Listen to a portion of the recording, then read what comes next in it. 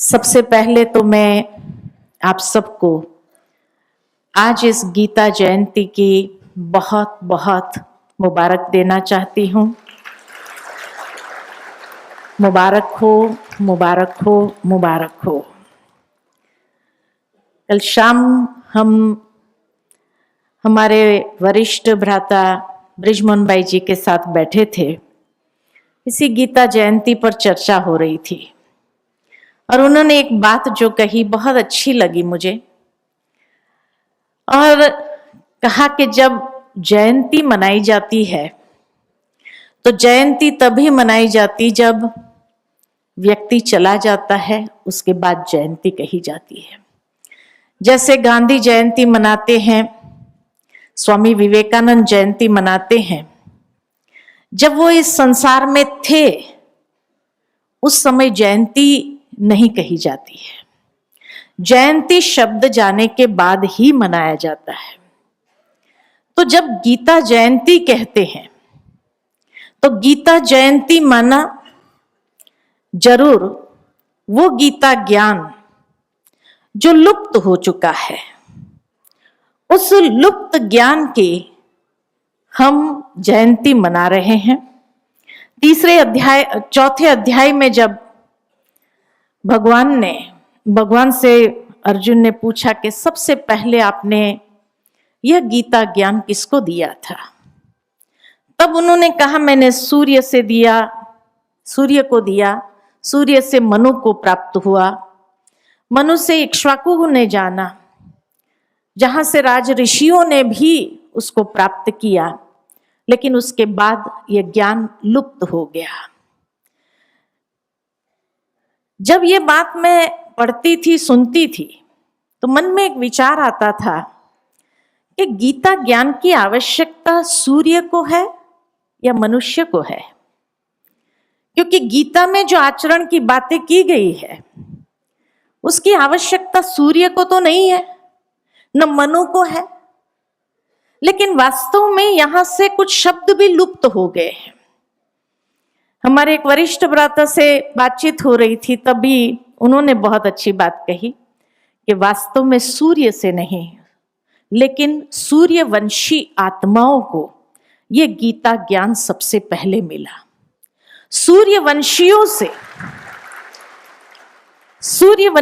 से चंद्रवंशी आत्माओं ने उसको जाना, चंद्रवंशियों से फिर धीरे धीरे ट्रांसेंड होता इक्ष्वाकु को मिला, अर्थात द्वापर युग तक भी आया, जहां राज ऋषियों ने भी जाना।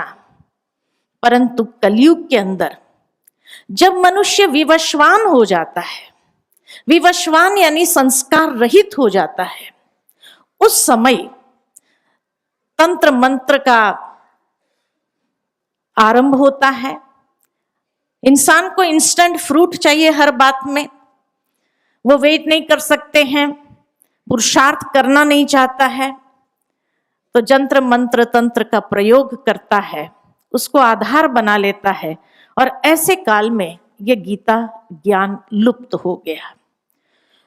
जो भगवान कहते मैं पुनः आकर के तुमको कहता हूं, लेकिन जब कहते हैं, अर्थात आज अगर देखा जाए तो जैसे आदरणीय भ्राता जी ने कहा कि सारे संसार के अंदर जिस तरह काम महाशत्रु ने अपने पैर पसार लिए हैं और जिस तरह से अनेक ऐसे कृत्य हो रहे हैं जो चरित्रहीनता का चरम सीमा माना जाता है, तो ऐसे समय में अगर आज भगवान को आकर के गीता ज्ञान देना हो, श्री कृष्ण के रूप में आए, तो सबसे पहली बात कौन उसको ज्ञान देने देगा, या लोग सेल्फी खींचने के लिए पड़ापड़ी करने लग जाएंगे। भावार्थ यही है कि आज श्री कृष्ण के रूप में अगर अवतरित हो जाए और परमात्मा उनके माध्यम से ज्ञान सुनाए, तो शायद लोग उसका ज्ञान कम सुनेंगे, उनके साथ फोटो निकलना के लिए। कुछ साल पहले मुझे याद आता है कि भारत में गणेश जी ने दूध पिया था, और उस समय सारी रात लोग लाइन में खड़े रहे। इंटरनेट का जमाना नहीं था, लेकिन फिर भी आधा घंटे के अंदर सारे विश्व में ये न्यूज़ फैल गया और सारे विश्व के साइंटिस्ट लोग भी इसके ऊपर रिसर्च करने लग गए। तो आज साक्षात अगर भगवान किसी दिव्य स्वरूप में आए तो लोग उसका ज्ञान सुनेंगे या पड़ापड़ी हो जाएंगे। नेचुरल है, स्वाभाविक है कि हमारा विवेक भी कहता है कि जरूर श्री कृष्ण के रूप में अभी तो नहीं आना चाहिए, लेकिन कलयुग के अंतिम समय में जो 7वें अध्याय में भगवान ने कहा कि मैं अति साधारण रूप में आता हूं, जिस कारण कोटों में कोई में भी कोई विरला मेरे यथार्थ स्वरूप को जानकर पहचान कर मेरी शरण को ग्रहण करता है। तो साधारण स्वरूप किसका?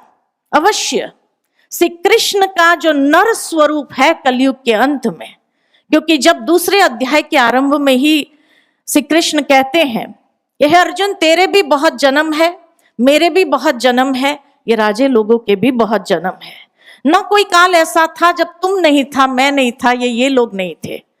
जहां श्री कृष्ण ने अपने पुनर्जन्म की बात की है, और इसीलिए जब पुनर्जन्म की बात की है तो नेचुरल है कि श्री कृष्ण के अनेक पुनर्जन्म के बाद जो नर स्वरूप है वो साधारण स्वरूप कलयुग के अंत में जब आकर के पहुंचता है, तब भगवान पुनः, महात्मा जी ने कहा हम सब अर्जुन है, हम सब अर्जुनों को पुनः वो गीता ज्ञान सुनाने के लिए आना पड़ता है।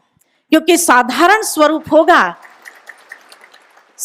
स्वरूप होगा तभी तो वो पड़ापड़ी नहीं होगी और उसको अपना कार्य अधर्म का विनाश और सत धर्म की पुनः स्थापना का करने दिया जाएगा।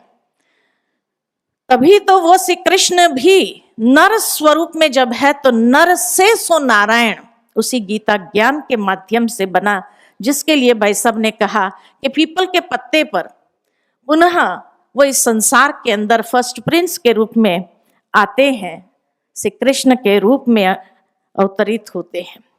और इसीलिए वो साधारण स्वरूप जिसको मनुष्य पहचान नहीं सकते हैं, मूढ़मती मनुष्य उसको पहचान नहीं सकते हैं, कोटों में कोई में भी कोई विरला उस यथार्थ स्वरूप को जानकर पहचान कर उसकी शरण ग्रहण करते हैं। तो नेचुरल है आज दुनिया के अंदर आध्यात्मिकता को जीवन के अंदर आत्मसात करने वाले शायद वही कोटों में कोई लोग हैं जो उस गीता ज्ञान को आत्मसात करते हैं और अपने जीवन को पुनः नर से नारायण यानी मनुष्य से देवता किए करत न लागी वार जो कहा जाता है वो करते हैं। इसीलिए तीसरे अध्याय के 10वें श्लोक में ये बात आती है कि भगवान कहते हैं कल्प के आदि में प्रजापति ब्रह्मा द्वारा ज्ञान यज्ञ रचा और इस ज्ञान यज्ञ के द्वारा देवताओं की वृद्धि करो। जरूर है कि भगवान जब आते हैं तो ज्ञान यज्ञ सर्वश्रेष्ठ यज्ञ माना जाता कि सभी यज्ञों में श्रेष्ठ यज्ञ ज्ञान यज्ञ है। लेकिन वही साधारण नर स्वरूप जिसको नाम दिया प्रजापति ब्रह्मा, हम कहते प्रजापिता ब्रह्मा, क्योंकि जिस तरह परम पिता पारलौकिक पिता है हम सबका, शरीर के पिता को लौकिक पिता कहते हैं, परंतु जो ज्ञान हमें देने वाले विशेष रूप से निमित्त बनते हैं उसको प्रजापिता यानी एक अलौकिक पिता का कार्य करते हैं। ज्ञान के द्वारा हम सब की परवरिश करते हैं। ज्ञान को हमारे जीवन के अंदर धीरे धीरे करते हुए एक एक बात को ग्रहण करने के लिए हमें समझ यथार्थ रूप में देते हैं, तो वो ज्ञान यज्ञ रचते हैं। और ऐसा ज्ञान यज्ञ परमात्मा ने रचा है जो कुछ समय के लिए नहीं चलता, लेकिन ये पूरा कलयुग के अंतिम समय और सत धर्म की जब तक स्थापना न हो तब तक के संधि काल के समय में आकर के, जिसके लिए भगवान ने कहा चतुर्युग के अंत में आकर के कल्प का अंत एक तरफ है और दूसरी तरफ कल्प का आरंभ, अर्थात नई सृष्टि का आरंभ होने तक ये रुद्र ज्ञान यज्ञ जो सभी यज्ञों में श्रेष्ठ यज्ञ माना जाता है। तो रुद्र ज्ञान यज्ञ जब कहते हैं, अर्थात रुद्र माना वो निराकार परमात्मा शिव, उसी का नाम रुद्र कहा गया। और वो निराकार स्वरूप ने ही आकर के ये ज्ञान यज्ञ रचा। भाई साहब ने बहुत अच्छी बात बताई कि एक तरफ गीता के अंदर कहा काम विकार महाशत्रु है, काम क्रोध लोभ ये नरक के द्वार बताए हैं, और ये नरक के द्वार बताने के बाद भी आज मनुष्य गीता पढ़ता है, लेकिन बहुत थोड़ी आत्माएं उसको जीवन के अंदर धारण कर पाती है। जैसे उदाहरण भाई साहब ने दिया कि हमारे संत महात्मा गणों ने जिस तरह से इस नरक के द्वार को छोड़ करके भारत को थमाया है। तो कल्प के आदि में, यानी ये जो संगम युग का समय है, ये संधिकाल का जो समय है, उस समय साधारण स्वरूप जिसमें प्रवेश करते उसको नाम दिया प्रजापिता ब्रह्मा। ब्रह्मा नाम क्यों दिया? क्योंकि कहा जाता ब्रह्मा द्वारा नई सृष्टि की सर्जना होती है। तो जब नई सृष्टि की सर्जना करने वाले हैं तो नेचुरल है कि उसको नाम दिया प्रजापिता ब्रह्मा, और ये ज्ञान यज्ञ उनके द्वारा रचा, और जिसके द्वारा कहा देवताओं की वृद्धि करो, अर्थात जीवन के अंदर वो दैवी संपद को धारण करते हुए, वो दैवी शिक्षाओं को, दैवी संस्कारों को धारण करते हुए उसको जीवन के अंदर वृद्धि करो। क्योंकि जब उसको वृद्धि करते हैं तब वही देवता तुम लोगों की वृद्धि करेंगे और मन इच्छित फल उपलब्ध कर देंगे। अर्थात के जीवन के अंदर मन इच्छित फल हर एक का यही रहता है कि हम श्रेष्ठ गति को पाएं, ये शरीर जब छोड़े तो गति सदगति हमारी हो, ऐसी इच्छा रहती है। तो वो दैवी संस्कार को जितना हम इस जन्म में वृद्धि करेंगे उतना वही दैवी संस्कार हमारी उन्नति करेंगे, अर्थात उस दिव्य पद की प्राप्ति के लिए हमें योग्य पात्र आत्मा बनाएंगे। भावार्थ यही है कि उस गीता ज्ञान के माध्यम से भगवान ने हरेक के अंदर आचरण में दिव्यता अर्थात सात्विकता का संचार किया, और जो आज प्रैक्टिकल दुनिया के 140 देशों में प्रजापिता ब्रह्मा कुमारी ईश्वरीय विश्वविद्यालय द्वारा वो सात्विकता, वो आध्यात्मिकता आचरण के अंदर वो दिव्यता लाने का कार्य कर रहे हैं। व्यवहार में कुशलता और दृष्टि वृत्ति के अंदर पवित्रता को समावेश किया जाता है, क्योंकि तभी जब तक दृष्टि और वृत्ति पवित्र न हो तब तक सृष्टि पवित्र हो नहीं सकती है।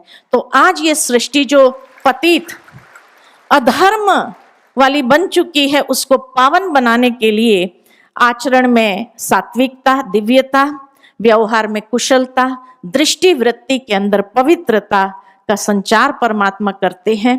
वो परमात्मा शक्ति के बिना नहीं हो सकता है। आज कई महात्माएं खुद पवित्र बहुत अच्छे से बनते हैं, उनके शिष्य को बनाते हैं, ये उनकी शक्ति है। लेकिन जो गृहस्थी आते हैं उनसे तो यही कहते कि लिमिट में, जैसे कहा कि लिमिट में करो, धर्म माना संसार में संतति उत्पत्ति के लिए ही आप काम विकार का प्रयोग करो। लेकिन जब भगवान ने कहा जो महाशत्रु है वो महाशत्रु है ही है, आदि मध्य अंत, और इसीलिए कहा नई सृष्टि की जो उत्पत्ति होती है वो भोग बल से नहीं योग बल से होती है। आज से 2000 साल पहले भी अगर हम देखें इस संसार के अंदर कि जीसस क्राइस्ट का जन्म कैसे हुआ, तो कहा वर्जिन मेरी ने, एक कुमारी मेरी ने उसको जन्म दिया। इसीलिए जीसस का पिता नहीं दिखाया जाता, मदर मेरी की पूजा। आज से 2000 साल पहले भी अगर पवित्रता के बल से संतान की उत्पत्ति होती थी, और आज इसीलिए उसको इतना पूजनीय मानते हैं। हमारे शास्त्रों में माना गया है किसी की उत्पत्ति यज्ञ से हुई, किसी की उत्पत्ति फल से हुई, तो किसी की उत्पत्ति भोग बल से नहीं दिखाई गई है। यानी ये देवी देवताओं की उत्पत्ति योग बल से, पवित्रता के बल से उत्पत्ति हुई है, जो पवित्रता के बल के लिए ही भगवान कहते हैं कि पुनः अपने जीवन को पवित्र बनाओ, पावन बनाओ और पुनः इस भारत को परिवर्तन करने के लिए आप सबका सहयोग आवश्यक है। आज गीता जयंती के इस पावन पर्व पर गीता की जो प्रेरणा है वो पुनः हम अपने जीवन के अंदर, आचरण के अंदर जागृत करें और उसी से हम अपने जीवन को भी पावन बनाएं और अपने साथ अनेकों को भी इसकी प्रेरणा दें और गीता ज्ञान को साकार इस संसार में ले आए। इन्हीं शब्दों के साथ वाणी को विराम देती हूँ। ओम शांति।